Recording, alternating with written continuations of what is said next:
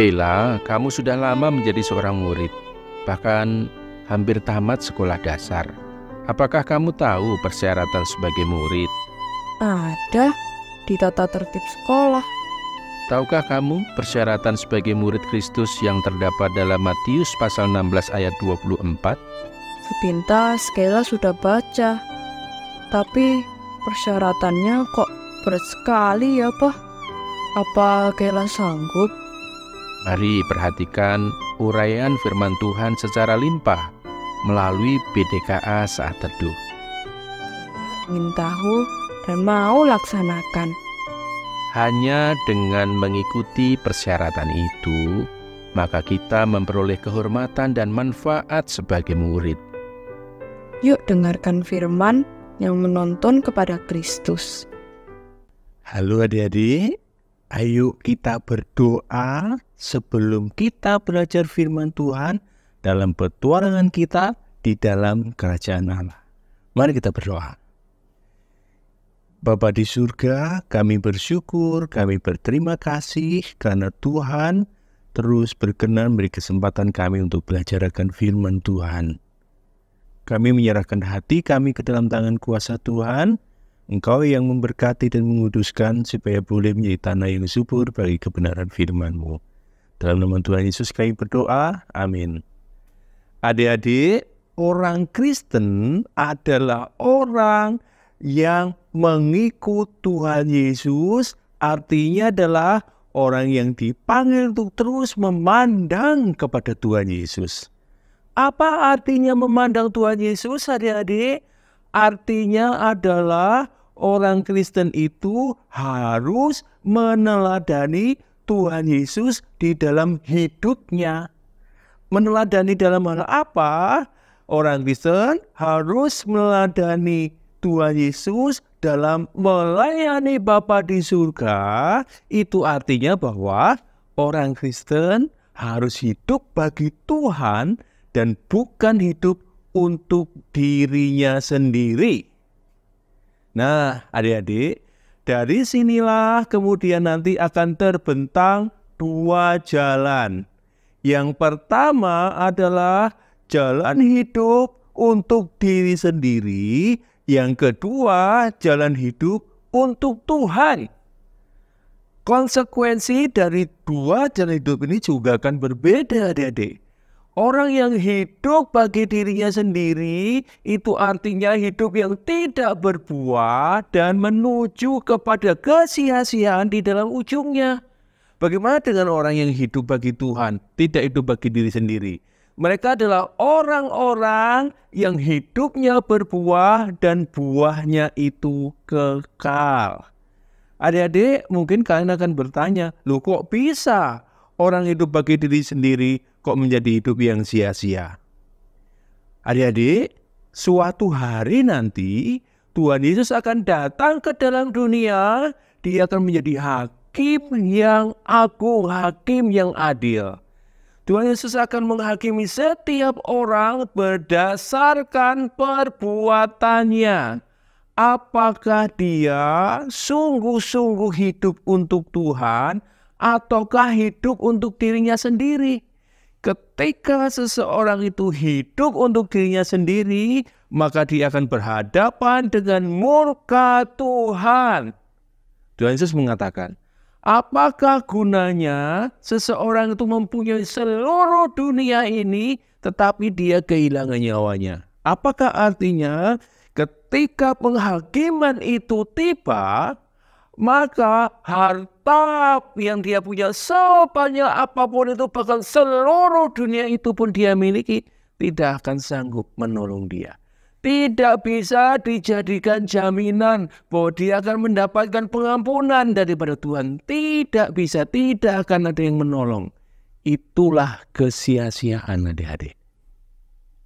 Tetapi bagaimana dengan orang yang hidup bagi Tuhan?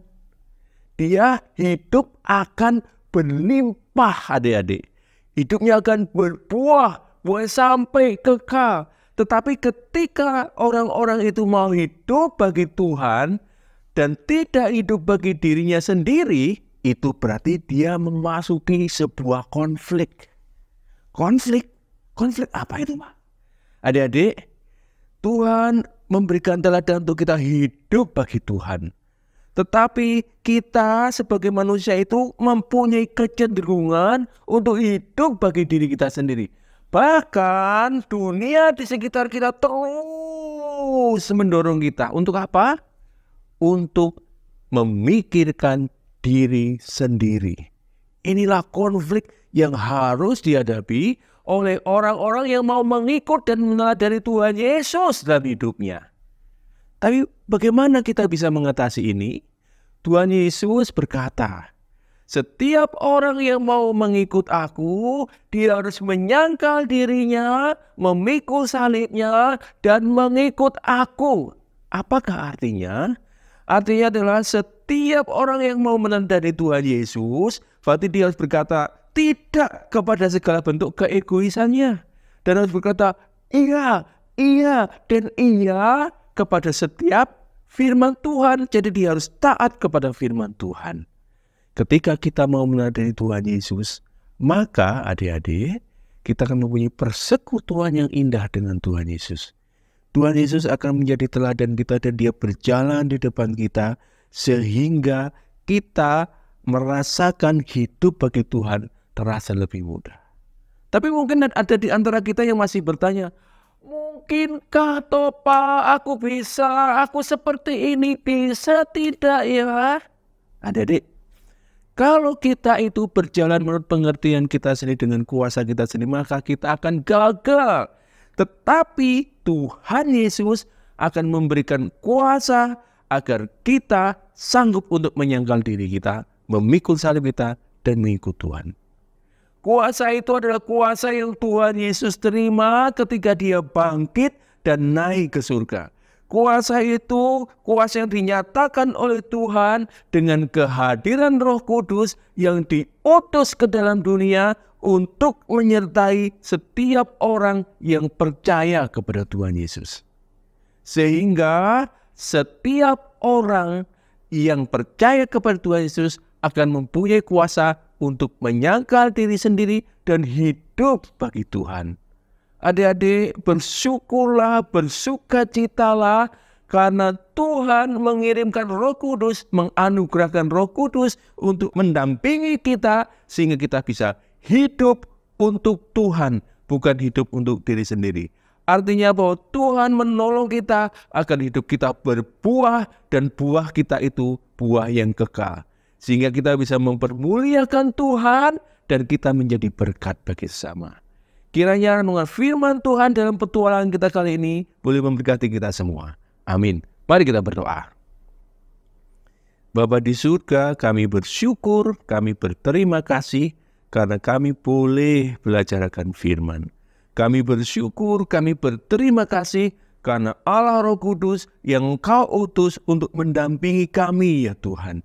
Biarlah kami menjadi anak-anak Tuhan yang hidup setia, taat akan pimpinan Roh Kudus. Sehingga hidup kami sungguh-sungguh hidup yang kami persembahkan untuk Tuhan. Menjadi hidup yang mempermuliakan Engkau. Menjadi hidup yang boleh menikmati Engkau. Menjadi hidup yang menjadi berkat bagi sesama. Terpujilah kiranya nama-Mu ya Tuhan. Dalam nama Tuhan Yesus kami berdoa dan bersyukur. Amin.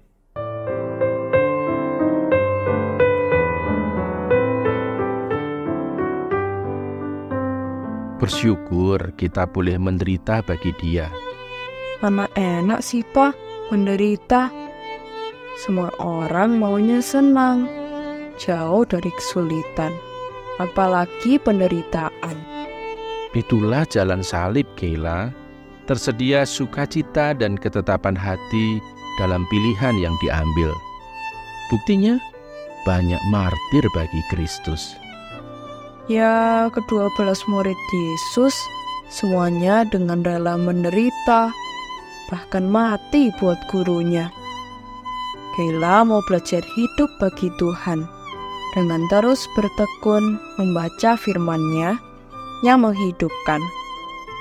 Besok teman-teman lanjutkan bacaan dari Matius 17 ayat 24 sampai 27. Soli Deo Gloria.